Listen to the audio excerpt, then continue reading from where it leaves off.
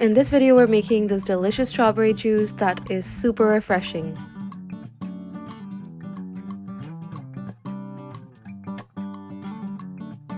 These are all the ingredients, so let's get started. First, to a blender jar, you're going to add in all of the ingredients, so that is the strawberries, the water, lemon juice, sugar, salt, and some ice cubes. And then you're going to add on the lid and blend this for about 2 to 3 minutes till it's all nicely juiced up.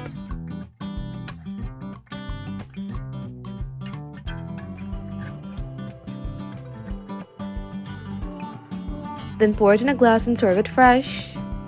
This serves one person, but you can double or triple the quantities and adjust it according to how many people you have.